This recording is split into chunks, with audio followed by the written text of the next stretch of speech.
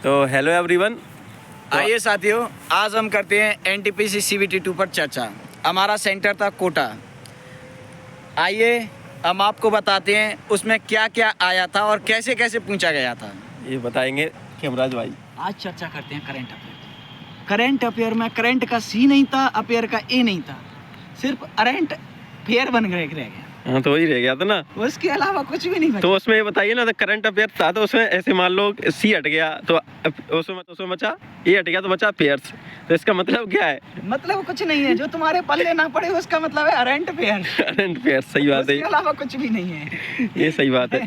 Current affair जहाँ से आया था समझ में कुछ पड़ ही नहीं रहा था कि कहाँ से आया है कहाँ से नहीं आया, कुछ इवेंट हुए हैं कि नहीं हुए हैं। तो एक आध क्वेश्चन समझ में पड़ा?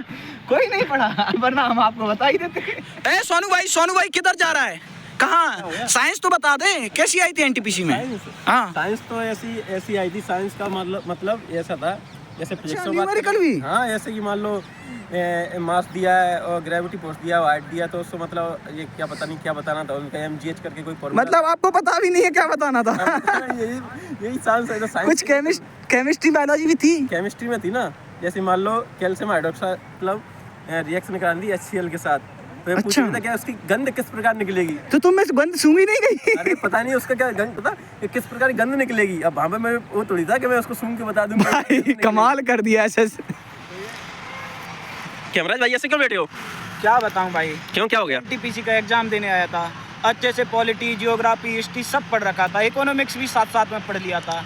क्या बताऊं यार, कुछ देखने को ही नहीं मिला। अरे तो इतना सैड क्यों हो रहे हो? अरे यार, करवा चौथ में कम से कम स्त्रियों को अच्छे से टाइम पर चांद तो दिख जाता है, मुझे तो कुछ भी नहीं दिखा यार उसमें। हिस्ट्री, पॉलिटी, ज्योग्राफी कुछ नहीं? अरे कुछ नहीं था भाई, वो तो चांद की तरह थे, ईद के चांद की तरह। अच्छा, एक आध क्वेश्चन देखने को मिला?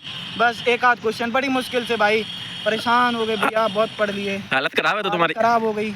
अच्छा ऐसा? क्या बताएं अब तो। अरे तो बताना तो पड़ेगा ना, जो देख रहे हैं तुम्हें। कुछ भी नहीं है देखने वालों से क्या कहना चाहोगे तुम? कुछ नहीं कहने वाला, बस आप तो जितना पढ़ने में आ जाए उतना पढ़ते रहिए और सब छोड़ दीजिए भगवान के भरोसे, क्योंकि अब आजकल कोई भी आयोग सही से काम कर नहीं पा रहा है और तुम लोगों का उद्धार भगवान ही कर सकता है। उसके बाद बाकी ना SSC, और आजकल तो अब क्या ही बताएं, RPF कांस्टेबल और SI भी अब SSC के हाथ में, ADP के हाथ में कर दिए। ये तो गया। अब तो तुम समझ लो अपने हिसाब से भाई, अब तो गए। चलो ठीक है, देखते हैं। और हाँ भैया, लेकिन तुम्हारे GS और वो मतलब जियोग्राफी, पॉलिटी और हिस्ट्री मतलब कुछ समझ में नहीं? सब गप डब्बा बोलता सब। हमारा तो था, हमारे अंदर तो था, भरा हुआ था, उबल रहा था, उमड़ रहा था पूरा, लेकिन क्या करें, पेपर में नहीं बोल रहा था। वही तो बात थी। अच्छा चलो देखते हैं। सोनू भाई, अब मैथ के बारे में तेरा क्या ख्याल है, कैसा क्या आया, कैसा रहा तेरा मैथ का सेक्शन? तो मैथ्स के बारे में बताया जाए तो मैथ्स में M तो समझ में आ रहा था, मतलब उसको अच्छा था मतलब उसको देखकर दिल ना गार्डन हो रहा था, ऐसी फीलिंग आ रही थी। वाह, ऐसी फीलिंग? अरे ऐसी फीलिंग आ रही थी, ये मान लो तुम, ऐसे मान लो हलवा रहता है ना, हाँ, उसको बनने के बाद जैसे खा जाते हैं, पता नहीं चलता, जैसे मैथ को कर दो तुम एक लाइन में ऐसे। अच्छा हाँ, उसमें कुछ था ही नहीं, एक लाइन में। अरे ये मान लो उसमें दे रखा था क्या, मेरे में क्वेश्चन था 4, 6, 8, 10 का एवरेज बताइए। रे, फिर तो तुम्हारे हाथ में परस के दे दिया। अरे ये मान लो धुआं कर दिया, धुआं कर दिया, हो मतलब गया। गार्डन हो गया आपका। और रीजनिंग में तुम बताओगे? रीजनिंग में मेरे से पूछे भाई तो मैं तो सीधी बात बता रहा हूँ, रीजनिंग में तो कुछ था ही नहीं। अच्छा, वो 2-4 किलोमीटर आगे ले जाए, 4-6 किलोमीटर दाएं और 4-6 किलोमीटर बाएं, और फिर पीछे लौटा दे हमें। इससे अच्छा है कि हमें आगे ना ले जाए ना पीछे ले जाए, वहीं छोड़ देना। रहने देते यार, इतना परेशान क्यों कर रहे थे, समझ में ही नहीं आ रहा था परेशान। वही तो, पहले 2 किलोमीटर ले जाएंगे, फिर 3 किलोमीटर पीछे लाएंगे, फिर उत्तर की ओर ले जाएंगे, फिर दक्षिण की ओर, वहीं रख दिया। अरे लेके आकर कर उनको वहीं आना है। अरे तो फालतू में परेशान क्यों कर रहे हैं यार इतना?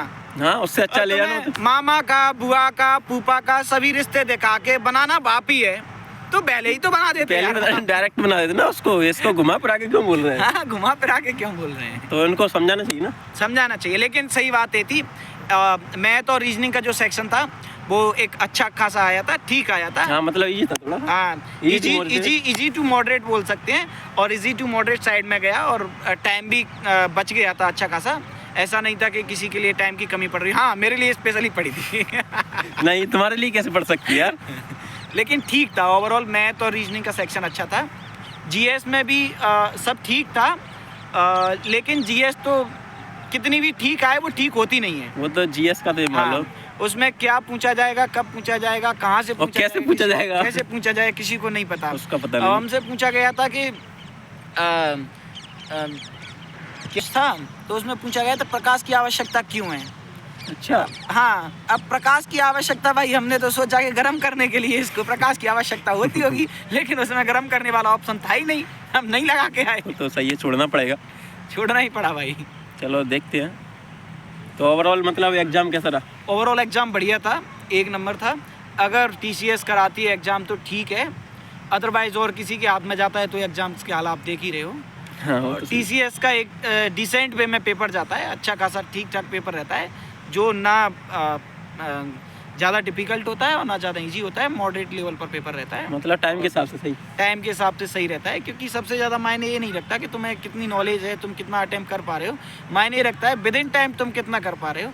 और अगर विद इन टाइम तुम अच्छा स्कोर कर पा रहे हो, अच्छे अटेम्प्ट कर पा रहे हो, तो वो पेपर सॉलिड है, अच्छा है।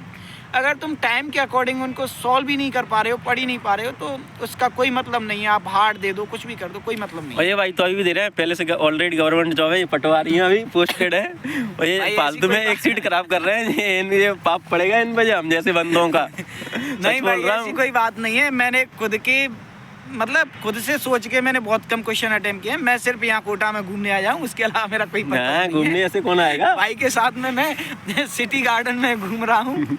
मजे कर रहे हैं भाई, और enjoy all the best Bros for upcoming exams.